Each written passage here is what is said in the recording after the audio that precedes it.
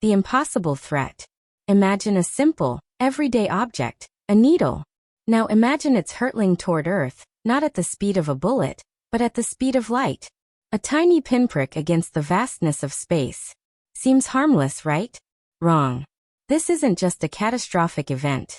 It's an extinction-level crisis. The needle's minuscule size is utterly irrelevant when paired with the ultimate velocity. But to understand the doom it brings, we first need to grasp the speed that makes it so deadly. The speed of light, c, is the universe's ultimate speed limit. In a vacuum, light travels at a staggering 300,000 kilometers per second, about 186,000 miles per second. Think about that. Light can circle our planet 7.5 times in a single second. A trip to the moon, which takes a conventional spacecraft around 3 days, 69 hours, would take you a mere 1.3 seconds at this speed. The fastest human-made object, the NASA Parker Solar Probe, only reaches about 635,000 kilometers per hour, 394,000 miles per hour. A respectable speed, but it's still nowhere near the speed of light. The physics problem. This brings us to a sliver of good news. In reality, this scenario is impossible.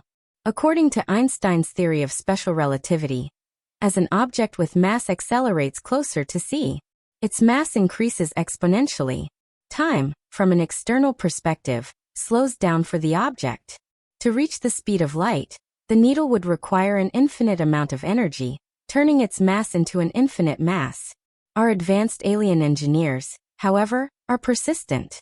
Let's assume they've broken the rules just a little, accelerating the needle to 99.9% of the Let's track the needle as it enters our atmosphere. Aimed squarely at Central Park, New York. Atmospheric entry. The friction generated at this speed is so immense that the needle might vaporize instantly due to heat. But let's assume it's made of an impossibly durable material. The blast. When the needle strikes the ground, the immediate impact releases energy equivalent to over 100 times that of a nuclear bomb explosion. The kinetic energy is instantly converted to heat, light, and a massive shockwave. Everything in the vicinity, trees, people, and the ground itself, is instantly incinerated. The shockwave and resulting tremors would cause skyscrapers across New York City and nearby states like New Jersey to collapse. The impact is comparable to an earthquake measuring about 7.3 on the Richter scale. The famous 1906 San Francisco earthquake was a 7.9, destroying over 28,000 buildings and killing hundreds. The New York catastrophe would be localized but absolute. The good news? The total destruction might be limited to the impact zone and its surrounding area. People on the opposite side of the planet might survive the initial blast. 4. Impact site. Plunging into the ocean. What if the needle plunges into the deep ocean instead? The energy released is still over 1 megaton of TNT. This enormous kinetic explosion would create a gigantic plume of water thrown miles into the atmosphere.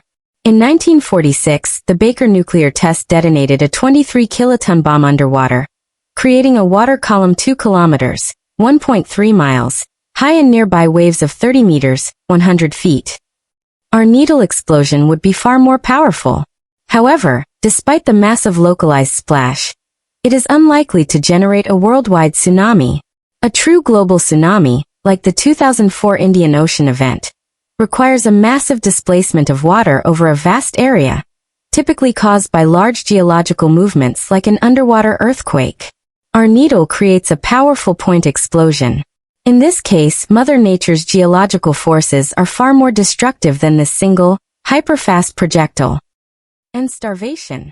Scientists suggest that only a few specific zones in the southern hemisphere, like Australia and New Zealand, might be able to grow just enough food to sustain a tiny fraction of humanity.